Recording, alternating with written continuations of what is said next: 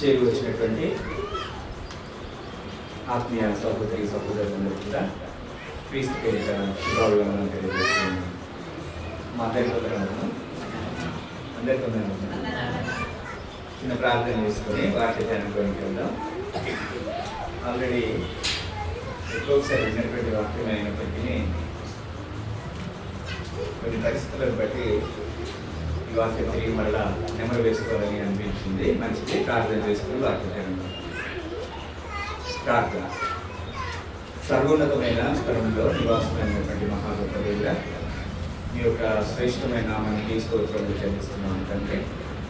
కృపటువంటి ఆయన ఈ యొక్క కుటుంబాన్ని ఉన్నందు మిమ్మల్ని ఆత్మతో సత్యంతో ఆరాధించేటువంటి మహాత్మాగ్యము మా అందరికీ ప్రసాదించడం కంటే మీకు స్తోత్రములు చెల్లిస్తున్నా. ప్రార్థన ద్వారా మీరు మైకొని ఉన్నారని నమ్ముతుంది. కొద్ది సమయం ఆయన లేఖనాలను ధ్యానించటకు సిద్ధపడుతుండగా మా యొక్క ప్రతి హృదయ ఆలోచనను మీ వైపు మాత్రమే తిట్టుటకు సహాయం దయచేయమని వేడుకొనిస్తున్నాను. వాక్యము వివరించుండగా వినగలిగినటువంటి చెవిని, భద్రపరుచుకునేటువంటి హృదయాన్ని, నెమరవేసుకునేటువంటి మనస్సాక్షిని, గైకొనేటువంటి జీవితాలను నాకును మా అందరినీ ప్రసాదించమని వేడుకొనిస్తున్నాను. మాట్లాడుతున్నది నేను కాదు తండ్రి, మీ యొక్క నోటికి దూరంగా వాడుకొని అమూల్యమైనటువంటి సంగతులను మాకు నేర్పించుకుని వేడుకొనిస్తున్నాను. బోధించటకు మీ యొక్క ఉపకార సహాయమును నాకు మెండుగా ప్రసాదించమని వేడుకొనిస్తున్నాను. రావాల్సినటువంటి ప్రియులు అనేకులు ఉన్నారు నాయన. నిజముగా ఆశపడినటువంటి వారందరికీ మీ యొక్క సన్నిధాన భాగ్యమును ప్రసాదించి సమస్త మహిమా ఘనత ప్రభావం మీరు కొనుకొని ప్రభుని యేసుక్రీస్తు వారి పరిశుద్ధ నామమున ప్రార్థించి వేడుకొనిస్తున్నాము తండ్రి, ఆమేన్. మంచిది. ఇది తెలిసినటువంటి సంగతులే. కొన్ని తిరిగి మరలా నెమరు వేసుకోవడానికి, మనల్ని మనం బలపరచుకోవడానికి ప్రయత్నం చేద్దాం. మా భయము ఏంటది? ఏనా భయము. నేను దేనికి భయపడలే, ఇంతవరకు దేనికి భయపడలే. నేను నేను ఇంతవరకు దేనికి ఎప్పుడు ఎక్కడ భయపడలేదు అన్నటువంటి వాళ్ళు ఎవరు ఉన్నారా? నేను ఇప్పటి వరకు నా జీవితంలో ఎప్పుడు కూడా ఎక్కడ కూడా దేనికి కూడా నేను భయపడలేదు. అందరం ఖచ్చితంగా ఏదో ఒక పాయింట్ లో ఎక్కడో ఒక దగ్గర భయపడే ఉంటాం. ఈ భయమును గురించినటువంటి కొన్ని సంగతులను చూడడానికి ప్రయత్నం చేద్దాం. ఇప్పుడు స్త్రీలకి కిచెన్ లో చిన్న చిన్నవి చూస్తేనే భయపడతారు వాళ్ళు. ఏంటా చిన్న చిన్నవి? బొద్దింకలు చూస్తే భయపడిపోతారు. ఇంకొక దానికి కూడా భయపడతారు. బండి, మనం మా ఇంట్లో బండి వచ్చింది. ఈమె ఏంది 2 అడుగులు జనరల్ ఎగురు అంటే ఎగరారు ఎవరు. బండి వచ్చినప్పుడు మాత్రం భలే ఎగురుతారు, తమాషా ఎగురుతారు. మంచి మంచి ఎగిరింది. మీ ఇళ్ళలో కూడా అవి జరిగే ఉంటాయి. మంచిది. మా నాన్న కూడా కప్పని చూస్తే భయపడేవాడు. అంత 5 పిల్లలు పెంచి పెద్ద చేసినా కానీ ఆయన కప్పని చూస్తే భయపడాడు. అట్లా ఒక్కొక్కరికి ఒక్కొక్క విధమైనటువంటి భయం ఉంటుంది. కొంతమందికి వాతావరణాన్ని చూస్తే భయం అవుతుంది, ఉరుములు మెరుపులు రాగానే భయపడిపోతుంది. లేదంటే ఇంకా అనేక రకమైనటువంటి వాటిలో మనం కొంచెం భయపడుతూ ఉంటాం. భయపడదాము. అంటే కొంతమంది ఏంటి, ఇప్పుడు ఉద్యోగం రాని వాళ్ళు ఉన్నారనుకోండి, నాకు వస్తుందా రాదా, పెళ్లి కాదు నాకు ఇంకెప్పుడు పెళ్ళి అవుతుందిరా బాబా, అవుతుందా కాదా అని చెప్పేసి ఈ విధంగా ఎవరు ఎందుకు నవ్వుతాను, నాగేంద్ర చూసినావు రెడీగా ఉన్నాడు నాగేంద్ర, మరి వివాహం అవుతుందా కాదా అని చెప్పేసి వాడు భయపడతారు. మంచి ఈ విధంగా ఒక్కొక్కరికి తన పరిస్థితులను బట్టి, వారికి ఉన్నటువంటి స్థితిగతులను బట్టి భయము అనేది కలుగుతూ ఉంటుంది. అయితే లూకాసు వార్త 8వ అధ్యాయంలో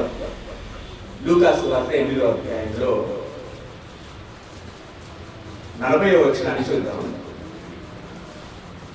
జన సమూహము ఆయన కొరకు ఎదురుకుంటున్నాం కనుక యేసు తిరిగి వచ్చినప్పుడు వారు ఆయనను చేర్చుకొని అంతటా ఇదిగో సమాజ మందిరపు అధికారి అయిన యాయీరు అని ఒకడు వచ్చి యేసు పాదం మీద పడి ఇంచుమించు 12 ఏళ్ల ఏడు గల తన యొక్కతే కుమార్తె చావ సిద్ధముగా ఉన్నది కనుక తన ఇంటికి రమ్మని ఆయనను బతిమాలుకొనెను. ఆయన వెళ్ళుచుండగా జన సమూహంలో ఆయన మీద పడుచుండేది. అప్పుడు 12 ఏళ్ల నుండి రక్తస్రావ రోమ గల ఒక స్త్రీ ఎవరి చేత స్వస్థతనై ఆయన వెనుకకు వచ్చి ఆయన వస్త్రపు చెంగు ముట్టెను. వెంటనే ఆమె రక్తస్రావము నిలిచిపోయాను. నన్ను ముట్టినది ఎవరని యేసు అడగగా అందరూ మేము ఎరుగునప్పుడు పేతురు ఏలినవాడా జన సమూహములు కిక్కిరిసి నీ మీద పడుతున్నారనగా యేసు ఎవడో నన్ను ముట్టెను, ప్రభావము నాలో నుండి వెడలిపోయినదని నాకు తెలిసిందని నేను తాను మరుగై ఉండలేదని ఆ స్త్రీ చూచి వణుకుచూ వచ్చి ఆయన ఎదుట సాగిలపడి తాను ఎందు నిమిత్తము ఆయనను ముట్టెనో వెంటనే తాను ఎలాగో స్వస్థపడెనో ఆ సంగతి ప్రజలందరి ఎదుట తెలియజెప్పాను. అందుకు ఆయన కుమారి నీ విశ్వాసం నిన్ను స్వస్థపరిచెను, సమాధానము గలదానివై పొమ్మని ఆమెతో చెప్పాను. ఆయన ఇంకను మాట్లాడుతుండగా సమాజ మందిరపు అధికారి ఇంట నుండి ఒకడు వచ్చి నీ కుమార్తె చనిపోయినది బోధకుని శ్రమ పెట్టవద్దని చెప్పి ఆయనతో చెప్పాను. యేసు ఆ మాట విని భయపడవద్దు. చూడండి అన్న, ఇక్కడ జరిగినటువంటి వృత్తాంతాన్ని ఒకసారి చూడడానికి ప్రయత్నం చేద్దాం.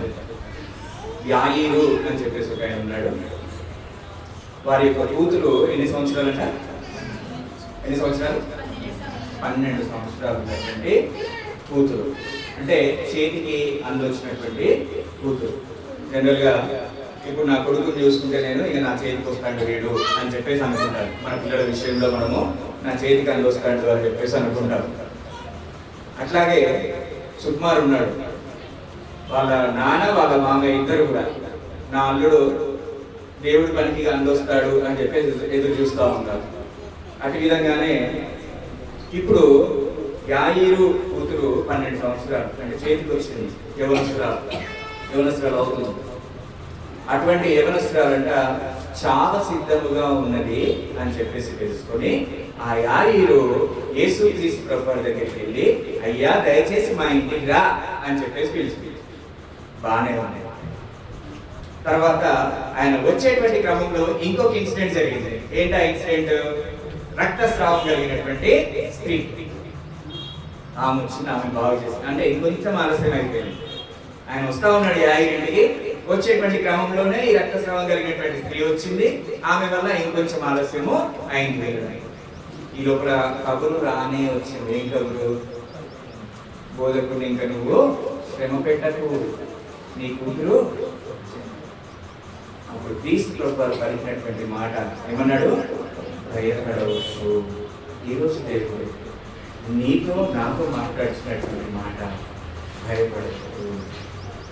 ప్రాణాపాయం వచ్చినా కానీ భయపడవద్దు అనేటువంటి మాటను దేవుడు ఈరోజు నీతో నాతో మాట్లాడుతున్నాడు. ఎటువంటి పరిస్థితి అయినా రానివ్వండి, భయపడవద్దు అనేటువంటి విషయాన్ని మనము గుర్తుపెట్టుకోవాలి. దేవుడి మీద ఆధారపడి యాయీరు ఏ విధంగా అయితే ఆయన దగ్గరికి వెళ్ళాడో అదిగో అట్టి విధంగా మనం ప్రతి స్థితిలో కూడా దేవుని మీద ఆధారపడ్డట్లయితే మనము భయపడకుండా ఉండగలుగుతాం. ఎందుకంటే దేవుడు చెప్తాడు భయపడవద్దు అని చెప్పి.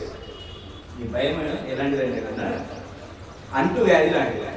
భయము కంటాజియస్ వైరస్. ఒకడు భయపడితే ఇంకొకరు ఆటోమేటిక్గా భయపడతారు.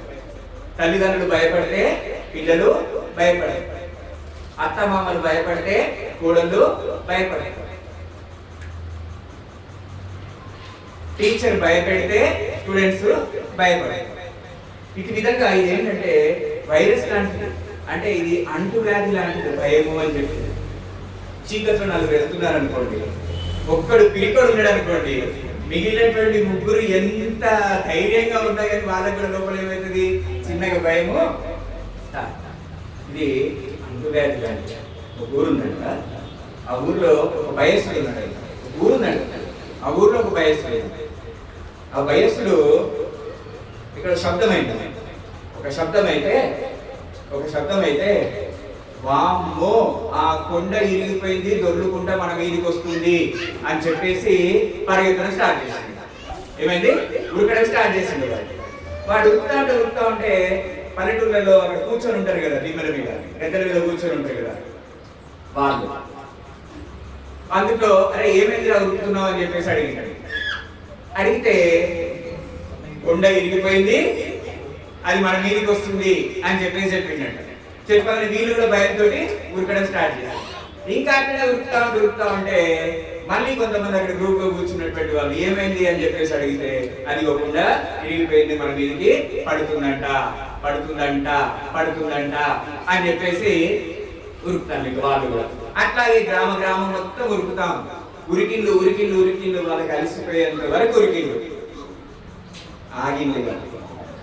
ఆగి ఏది అనుకుంటున్నాను, మన ఊర్లో అసలు కొండనే లేదు కదా. ఏంటంటే మన ఊర్లో అసలు కొండనే లేదు కదా, కొండ ఎక్కడి నుంచి తిరుగుతుంది, మన మీదకి ఎట్లా వస్తుంది? భయం చూడండి. అటు విధంగా ఒకరి నుంచి ఒకరికి ఇంటి యజమాని ధైర్యంగా ఉండాలి, అప్పుడు పిల్లలు ధైర్యంగా ఉండగలుగుతారు. కాబట్టి దేవుడు భయపడవద్దు అని చెప్పిన తర్వాత తిరిగి మరలా మనం భయపడుతున్నాము అని చెప్పేసి అంటే ఎక్కడో ఒకంత మనకు అపనమ్మకం ఉంది అని చెప్పేటువంటి దాన్ని మనం నిర్ధారణ చేసుకోవాల్సినటువంటి వారమై ఉంటూ ఉన్నాం. ద్వితీయోపదేశకాండం. ఈ భయం ఎక్కడి నుంచి స్టార్ట్ అయింది, ఎవరైనా చెప్పగలుగుతారన్నా? గ్రంథంలో భయము ఎక్కడి నుంచి స్టార్ట్ అయింది? ఝాన్సీ ఎక్కడ కాదు, ఇంకా ముందే ఆదాము ఒక దగ్గరే. ఆదామా నువ్వు ఎక్కడ అని చెప్పేసి ఏది మా స్వప్న ఆదాము భయపడి దాగుకుంటుని అన్నాడు. ఆదాము ఏమన్నాడు? ఆయన భయపడి అంటే అక్కడి నుంచే భయము ప్రారంభమైంది. అక్కడి నుంచి ప్రారంభమైనటువంటి భయం నాన్న ఇదిగో ఇప్పుడు ఉన్నటువంటి మన జనరేషన్ లో కూడా కంటిన్యూ అవుతుంది. ఇంకా అది కంటిన్యూ అవుతూనే ఉంటుంది. ఎప్పటివరకు? దేవునిలో మనం కంప్లీట్ గా నమ్మకము ఉంచినంత వరకు కూడా ఆ భయం మనల్ని వెంటాడుతూనే ఉంటుంది. కాబట్టి ద్వితీయోపదేశకాండం గురించి వెళ్దాం ఒకసారి అందరూ. ద్వితీయోపదేశకాండం 31వ అధ్యాయం. ద్వితీయోపదేశకాండము 31వ అధ్యాయము 5వ వచనాన్ని చూద్దాం. నేను మీకు ఆజ్ఞాపించిన దానినంతటిని బట్టి మీరు వారికి చేయనట్లు యెహోవా నీ చేతికి వారిని అప్పగించును. నిబ్బరము కలిగి ధైర్యముగా ఉండము. భయపడకుడి. ఇదిగో అప్పుడు ఉన్నటువంటి ఇశ్రాయేలు ప్రజలతో దేవుడు చెప్పుచున్నటువంటి మాట, మీరు నిబ్బరము కలిగి ధైర్యముగా ఉండండి, భయపడకండి అని చెప్పేసి దేవుడు ఇశ్రాయేలు ప్రజలతో చెప్పుచున్నాడు. ఆనాడు ఉన్నటువంటి ఇశ్రాయేలు ప్రజలతో చెప్పుతూ ఈ రోజు ఉన్నటువంటి క్రీస్తు సంఘ నాశిని బిడ్డలకు దేవుడు చెప్పుచున్నటువంటి మాట, మీరు నిబ్బరము కలిగి ధైర్యముగా ఉండండి, దేనికి కూడా భయపడకండి అని చెప్పేసి దేవుడి గురించి మనతో మాట్లాడుతున్నాడు. యెహోషువ గ్రంథం 1వ అధ్యాయము 6-7 వచనాలు మనం గమనించాం. యెహోషువ గ్రంథం 1వ అధ్యాయం 6-7 వచనాలు మనం చూసినట్లయితే యెహోషువ గ్రంథం 1వ అధ్యాయము 6-9 వచనాలు అనుకోండి, లేదా 6-9 చదివాను. 6-9. నిన్ను విడువను, నిన్ను ఎడబాయను, నిబ్బరము కలిగి ధైర్యంగా. యెహోషువతో ఇంతకు ముందు ఇశ్రాయేలు ప్రజలందరితో అంతే సంఘం అందరితో చెప్పినటువంటి దేవుడు ఇప్పుడు ప్రత్యేకించి నీ ఒక్కరితో చెప్పుచున్నటువంటి మాట. యెహోషువతో ఎటు విధంగా అయితే దేవుడు చెప్పాడో అటు విధంగా ఈ రోజు సూటిగా నీతో దేవుడు చెప్పుచున్నటువంటి మాట. మళ్ళీ చదువునాను. నిన్ను విడువను, నిన్ను ఎడబాయను, నిబ్బరము కలిగి ధైర్యముగా. కాబట్టి దేవుడే మనకి చక్కటి మాటలు నేర్పిస్తా ఉన్నాడు, భయపడవద్దు అని చెప్పేసి. ఇంకా మనం భయపడదామా? ఇంకా దేనికైనా భయపడేటువంటి అవసరం ఉందంటారా? లూకాసు వార్త 12వ అధ్యాయము 32వ వచనాన్ని చూద్దాం. లూకాసు వార్త 12వ అధ్యాయము 32వ వచనాన్ని చూద్దాం. చిన్నమంద భయపడకుడి. చిన్నమంద ఒకసారి అదే చెప్తాను. చిన్నమంద 30 ఫ్యామిలీస్ ఉన్నాయో మన దగ్గర.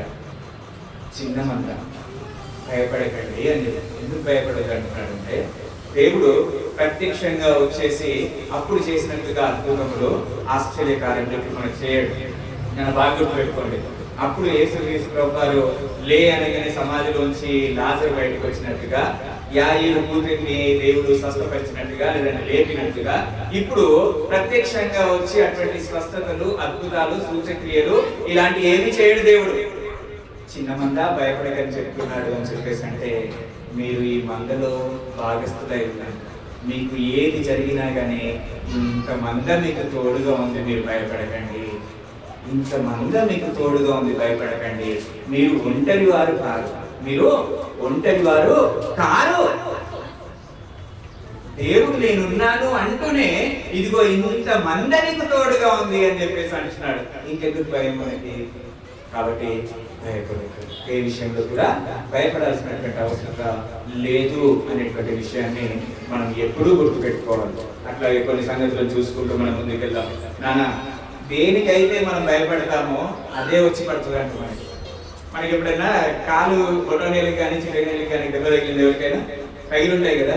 మనం నడుస్తా ఉంటే మళ్ళీ అక్కడే తగులుతాం. మీకు ఎప్పుడైనా ఎక్స్పీరియన్స్ అయిందో లేదో? ఎప్పుడైనా మీ చేతికి ఏదైనా కూరగాయలు కట్ చేసేటప్పుడు తెగింది అనుకోండి, మళ్ళీ అక్కడే తగులుతూ ఉంటారు. మనం ఎక్కడైతే దేనికైతే భయపడుతూ ఉంటామో అదే మనకు జరుగుతూ ఉంటుంది. బాగా గుర్తుపెట్టుకోండి. నాకు హార్ట్ అటాక్ వస్తుంది, నాకు హార్ట్ అటాక్ వస్తుంది, నాకు హార్ట్ అటాక్ వస్తుంది అని భయపడ్డాం అనుకోండి, నిజంగానే హార్ట్ అటాక్ వస్తే చాలు. నేను దేవుల్లో బలంగా ఉన్నాను, భయపడను అనుకున్నారనుకోండి, మీరు నిజంగానే ధైర్యంగా ఉంటారు. ఒక ఆయన ఉన్నాడు అన్నాడు, మా నాన్న 55 సంవత్సరాలకే క్యాన్సర్ వచ్చి చచ్చిపోయింది. మా తాత కూడా అంటే 55 సంవత్సరాలకే క్యాన్సర్ వచ్చి చచ్చిపోయింది. ఇప్పుడు నేను కూడా 55లో పడ్డా, ఇంకా అయిపోయింది, నాకు కూడా క్యాన్సర్ వచ్చి పోతా అనుకున్నాడు, పోయిండు. కాబట్టి చాలా జాగ్రత్త. ఏది అనుకుంటామో అదే మనకి తటస్థిస్తుంది అనేటువంటి విషయాన్ని బాగా గుర్తుపెట్టుకోండి. యోబు గ్రంథంలో వెళ్దాం ఒకసారి కూడా. యోబు గ్రంథము 3వ అధ్యాయము, యోబు గ్రంథం 3వ అధ్యాయం 25వ వచనాన్ని చూద్దాం. యోబు గ్రంథము 3వ అధ్యాయం 25వ వచనాన్ని. ఏది వచ్చునని నేను బాగుగా భయపడితినో అదే నాకు సంభవించుతున్నది. చూడండి, ఏది వస్తుంది అని చెప్పేసి నేను భయపడుతున్నానో అదే నాకు వచ్చింది. నువ్వు దేని భయపడుతున్నావు అదే వస్తుంది. భయం చేసి ఏది వస్తుందని నువ్వు భయపడుతున్నావు అదే వస్తుంది. జాగ్రత్త. భయం చేసేమంటున్నాడు దేవుడు. అస్సలు భయపడదు. దేనికైనా మనకు దేవుడు ఆధారపడుతుంది. దేవుడు సర్వశక్తిమంతుడు, దేవుడు కరుణా సంపన్నుడు, దేవుడు సర్వాంతర్యామి. కాబట్టి మనము భయపడాల్సినటువంటి అవసరము లేదు అనేటువంటి విషయం. ఈ భయం ఏం చేస్తే తెలుసా తల్లి? రాంగ్ డెసిషన్స్ తీసుకోవడానికి మనల్ని ప్రేరేపిస్తుంది. ఫర్ ఎగ్జాంపుల్, పిల్లలు ఎగ్జామ్స్ రాస్తారు. పిల్లలు ఎగ్జామ్స్ రాస్తున్నారు. 10th, ఇంటర్, డిగ్రీ ఎగ్జామ్స్ రాస్తారు. ఫెయిల్ అయితేనేమో అని చెప్పేసి భయం పెట్టుకుంటారు. భయం పెట్టుకుని ఏం చేస్తారు? ఏం చేస్తారన్న వాళ్ళు భయం పెట్టుకుని చనిపోతారు. ఎన్ని కేసెస్ మనం వినలేదు? భయము తప్పుడు నిర్ణయాలు తీసుకోవడానికి మనల్ని ప్రేరేపిస్తుంది. బాగా గుర్తుపెట్టుకోండి. అస్సలు భయపడద్దు దేనికి కూడా. అది మనల్ని టెంప్ట్ చేస్తూ ఉంటుంది. భయము అనర్థాలకు దారి తీస్తూ ఉంటుంది. అప్పుల బాధ వచ్చింది, టెంప్ట్ అయిపోయి ఉంటాం. నో, దేవుడు ఇచ్చినటువంటి ఆయుష్కాలం గొప్పది. ఆయనే సహాయకులను అని చెప్పేసి వాగ్దానం చేసేది. ఇంకెందుకు మనం భయపడాలి? నీకు సహాయం చేయవాడను నేనే అని చెప్పి దేవుడు వాగ్దానం చేసిన తర్వాత చేయకుండా ఉంటాడని అన్నాడు. వాగ్దానం చేసినటువంటి వాడు నమ్మదగినటువంటి వాడు. కాబట్టి మనం దేనికి కూడా భయపడవచ్చు. అనారోగ్యం వచ్చింది, నిస్కియా ఉంటాడు, మనకరమైనటువంటి అనారోగ్యం వచ్చిందా? ఏం చేసిండు ఆయన? ప్రార్థన చేయగానే ఏం చేసిండు దేవుడు? తప్పించలేదా? మళ్ళా 15 సంవత్సరాలు ఇచ్చిందా లేదా? ఇంకెందుకు భయము? అనారోగ్య స్థితిగతులు కానీ, అప్పుల బాధ కానివ్వండి, ఇంకా ఏదైనా కానివ్వండి, ఎప్పుడు కూడా మనము భయపడితే తప్పుడు నిర్ణయాలు తీసుకోవడానికి అవకాశము ఉంటుంది. ఈ మధ్య కాలంలో ఈ భయము తొందరపాటును క్రియేట్ చేసి ఒక నిండు యవనస్తురాలు, ఒక మంచి యవనస్తురాలు తొందరపాటు నిర్ణయం తీసుకుని తన ప్రాణాన్ని విడిచినట్టుగా మన స్థానిక సంఘంలో తెలుసు. కాబట్టి ఎవరం కూడా దేనికి కూడా టెంప్ట్ అవ్వకూడదు, భయపడకూడదు అనేటువంటి విషయాన్ని మనం గుర్తుపెట్టుకోవాలి. ఎప్పుడు భయపడకుండా ఉంటామంటే కీర్తన గ్రంథము వెళ్దాం ఒకసారి. కీర్తన గ్రంథము 23వ అధ్యాయము 4వ వచనాన్ని చూద్దాం. గాఢాంధకారపు లోయలో నేను సంచరించినను ఏ అపాయమునకు భయపడను నేను భయపడను. దావీదు చక్కగా చెప్పాడు. గాఢాంధకారపు లోయలో నేను సంచరించినను ఏ అపాయమునకు నేను భయపడను. ఎంత కటిక చీకటి వచ్చినా, ఎన్ని కష్టాలు నన్ను ఆవరించినా నేను మాత్రము భయపడను అని చెప్పి ధైర్యంగా చెప్తున్నాడు. ఎవరు? దావీదంతటి మహారాజు. ఎలా చెప్పగలుగుతున్నాడు? 56వ అధ్యాయం, కీర్తన గ్రంథము 56వ అధ్యాయం 3-4 వచనాలు చూద్దాం. నాకు భయము సంభవించు దినమున నిన్ను ఆశ్రయించుతున్నాను. దేనిని బట్టి నేను ఆయన వాక్యమును కీర్తించేదను. దేవుని యందు నమ్మిక ఉంచి ఉన్నాను కాబట్టి నేను గాఢాంధకారంలో నడిచినను నేను భయపడను అని చెప్పేసి అంటున్నాడు. అంటే మనం ఎవరి మీద నమ్మకం ఉంచాలి?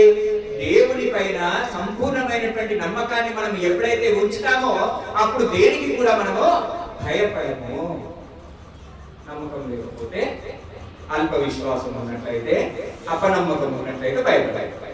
కాబట్టి చాలా జాగ్రత్తగా మనం ఎప్పుడు కూడా దేనికి కూడా భయపడకుండా దేవుని మీద సమస్త భారము వేసి మన యొక్క జీవితాన్ని మనము కొనసాగించబద్ధమై ఉంటూ ఉన్నాం. అందుకనే కీర్తన 34వ అధ్యాయం 4వ వచనం చూస్తే నమ్మకం ఉంచడం అంటే ఏంటి? కొంచెం ముందుకెళ్దాం. నేను యెహోవా యొద్ద విచారణ చేయగా ఆయన నాకు ఉత్తరం ఇచ్చెను. ఆయన నాకు, అంటే విచారణ చేయడం అంటే ప్రార్థన చేయడం. ఏం చేయాలన్నా? నమ్మకముతో ప్రార్థన చేసినప్పుడు ఆయన మనకు జవాబునిస్తాడు. నమ్మకముతో మనము ప్రార్థన చేసినప్పుడు ఆయన మనకి జవాబునిచ్చేటువంటి దేవుడు. అంటే మన కష్టంలో నుంచి తప్పించేటువంటి దేవుడు. కాబట్టి ఇంకా మనము భయపడదు. ఏ భయము నాలో ఉంది? లేటెస్ట్ క్వశ్చన్ అవసరం. ఏ భయం నాలో ఉంది?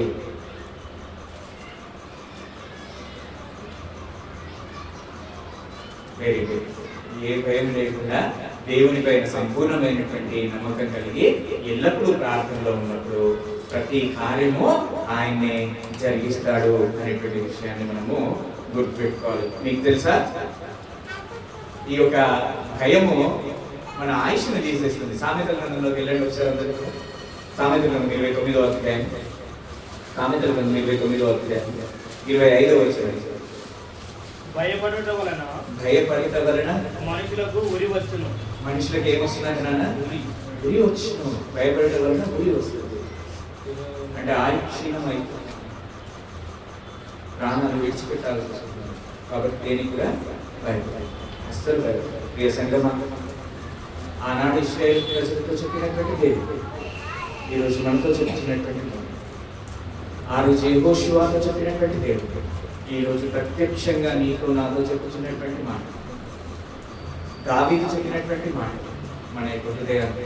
నేను ఆయన యందు నమ్మిక ఉంచి ఉన్నాను కాబట్టి, నేను ఆయన దగ్గర విచారణ చేస్తున్నాను కాబట్టి, ఆయన నాకు ఉత్తరం ఇచ్చేటువంటి దేవుడు నా దేవుడు అనేటువంటి ధైర్యం కలిగి, నిబ్బరము కలిగి మనము ఉండాల్సినటువంటి వారమై ఉంటూ ఉన్నాం. ఎందుకంటే దేవుడు మనకు పిరికి ఆత్మను ఇచ్చిండు. కరెక్ట్ అమ్మా?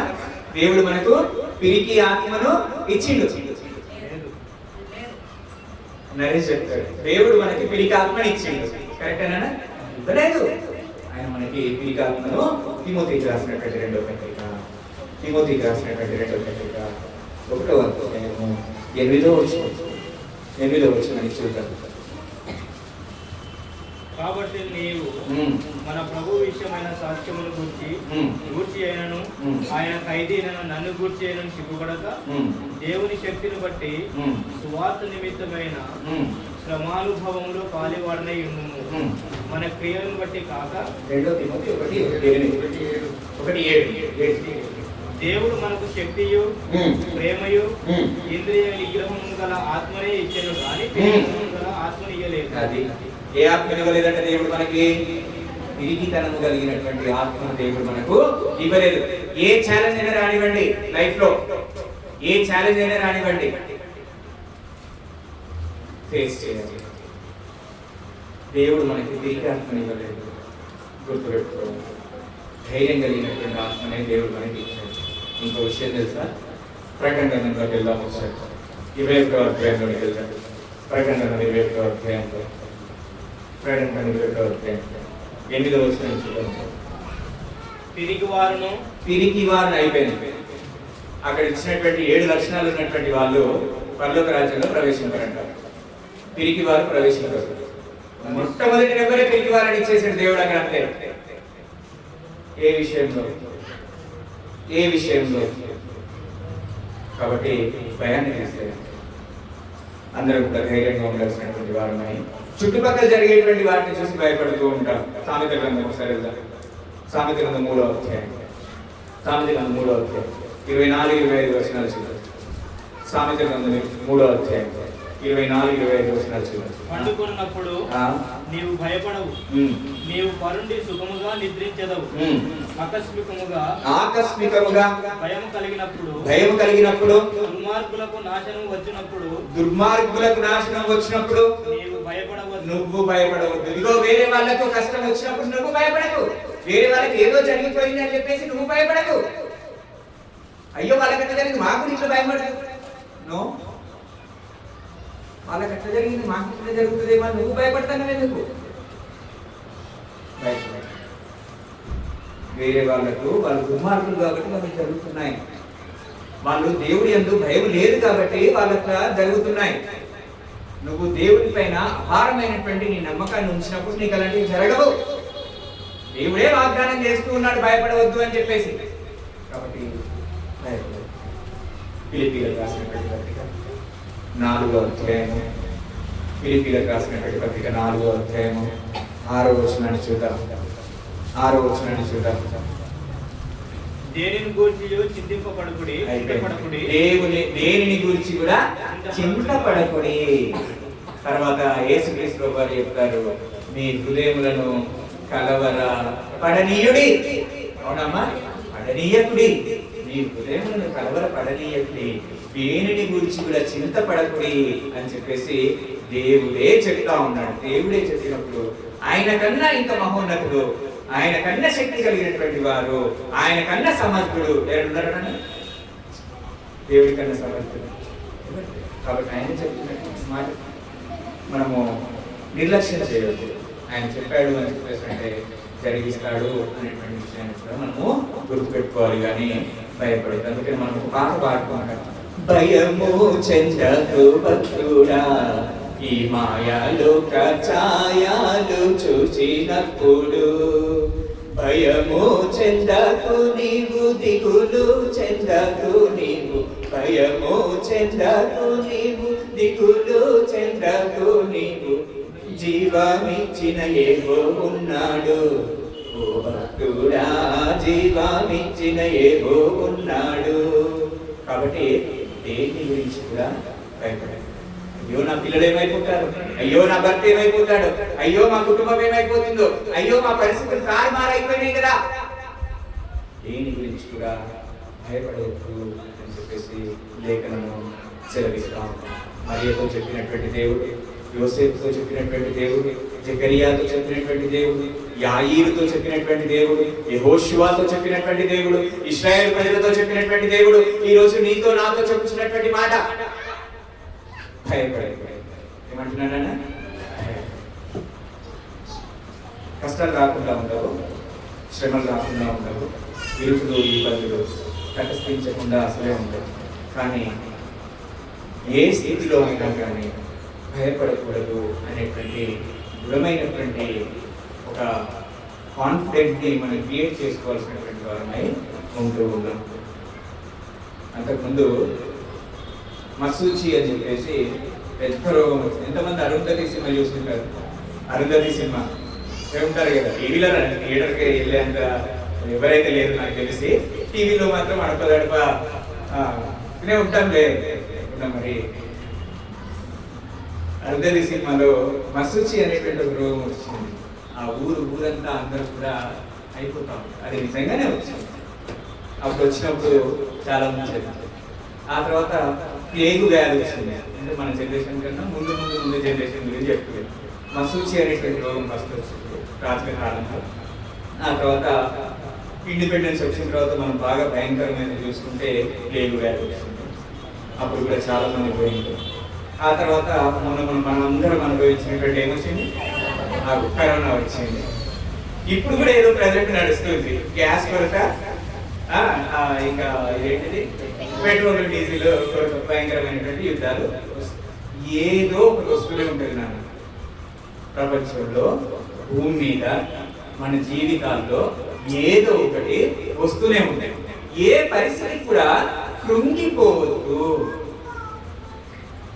దేవుడి పైన సంపూర్ణమైనటువంటి నమ్మకం చేత ఆయన పాదాలు పట్టుకొని మనము ప్రతిలాడుకోవాలి. అప్పుడు ఆయన మనము వింటాడు, ఖచ్చితంగా మనకి సహాయాన్ని దయచేస్తాడు.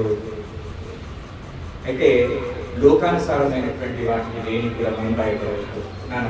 లోకానుసారమైనటువంటి వాటి గురించి దేని గురించి కూడా మనము భయపడవద్దు. తెలుసా మీకు? అందరికి తెలిసే ఉంటుంది. గ్రంథంలో అంట ఎన్నిసార్లు రాయబడింది భయపడకుడి అనేటువంటి మాట? 365 సార్లు. 365 సార్లు భయపడవద్దు అని చెప్పేసి రాయబడిందంట గ్రంథంలో. ఎన్నిసార్లు? సంవత్సరానికి ఎన్ని రోజులు? 365 రోజులు. అంటే ప్రతి రోజు దేవుడితో మాట్లాడుతున్నాడు భయపడవద్దు అని చెప్పేసి. నువ్వు ఏ రోజైతే భయపడుతున్నావో ఆ రోజు నువ్వు దేవుడితో లేవు అని అంటారు. ఎందుకంటే దేవుడు ఆ రోజు నీతో చెప్తున్నాడు. ఈ రోజు చెప్తున్నాడు, రేపు చెప్తాడు, ఈ సంవత్సర కాలం అంతా చెప్తాడు, మనం బ్రతుకున్నంత కాలం అంతా కూడా ఆయన చెప్తూనే ఉంటాడు భయపడదు. నువ్వు ఇంకా భయపడుతున్నావు అంటే ఆ రోజు నువ్వు దేవుడితో లేవు అని గుర్తుపెట్టుకోవాలి మనిషి. అయితే మనం భయపడాల్సి ఉంది. ఎవరికి భయపడాలి? దేవుడికి భయపడాలి. మత్తయి సువార్తకి వెళ్దాం. మత్తయి సువార్త 10వ అధ్యాయం 28వ. మరియు ఆత్మను చంపనేరక దేహమునే చంపు వారికి భయపడకుడి కానీ ఆత్మను దేహమును కూడా నరకములో నశింపజేయగలవానికి, ఆత్మను దేహమును కూడా నరకములో పడవేయు వాడికి మనము ఎంత భయపడాలంట? నాన్న? మిక్కిలి భయపడాలంటే ఎక్కువగా భయపడాలి. ఎవరికి భయపడాలి?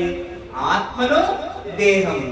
రెండు శరీరాన్ని చంపే వాళ్ళు ఉంటారు, వారికి భయపడకండి. ఆత్మను వాళ్ళు ఏం చేయలేదు. మనకు అల్టిమేట్ గా మనకు కావాల్సింది ఏంటి? ఆత్మను దేహమును కూడా చంపేటువంటి వారికి మనం ఏం చేయాలంట? మిక్కిలి భయపడాలంటే ఎక్కువగా మనం భయపడాల్సిన దేవుడికి అని చెప్పేసి, అంటే దేవాది దేవుడికి మనం ఎక్కువగా భయపడాల్సినటువంటి వారమై ఉంటూ ఉన్నాం. కాబట్టి ఆ దేవుడికి మనం భయపడుతూ ఆయన మాట వింటూ మన యొక్క విశ్వాసాన్ని ముందుకు తీసుకుంది. ఏ విషయంలో భయపడాలి? దేవుడికి. ఏ విషయంలో భయపడాలి? దేవుడికి భయపడాలి. ఆత్మను దేహమును చంపేవాడికి మనం భయపడాలి. ఏ విషయంలో భయపడాలి? లోకానుసారమైనటువంటి ప్రతి విషయానికి కూడా. ఎందుకంటే ఈ లోక స్నేహము దేవునితో వైరం. కాబట్టి లోకంలో ఉన్నటువంటి ప్రతి లోకాశకు అమ్మో దేవుడు అని చెప్పేసేటువంటి భయము మనము కలిగి ఉండాలి. ఇచ్చేటువంటి విషయంలో భయం కలిగి ఉండాలి. నేను తక్కువగా ఇస్తున్నానా? అననీయ సఫీరా ఎంతమంది తెలుసు నాన్న? అననీయ సఫీరా ఎంతమందికి తెలుసు? అపోస్తల కార్యం 5వ అధ్యాయంలో ఉన్నటువంటి అననీయ సఫీరా ఏం చేసిండు? పొలం అమ్మేసి ఏం చేసిండు? కొంత దాపెట్టుకొని కొంత తీసుకొచ్చి పాదాల చెంత పెట్టిండు. అంటే దేవుడికి ఇచ్చిండు. నిజంగా నా అని చెప్పేసి అడిగితే దేవుడు అప్పటికే అవకాశం ఇచ్చిండు. నిజం అంతకే అమ్మిందా అని చెప్పేసి అడిగితే అని ఏమన్నాడు? అంతకే. తర్వాత ఏమైపోయింది? ఆమె వచ్చింది వెనకనే. ఆమెకు తెలియదు విషయం, వాళ్ళ పెళ్లి చనిపోయినట్టు. ఆమె వచ్చింది, ఇంతకే అమ్మ సఫీరం అంతకే అయిపోయింది.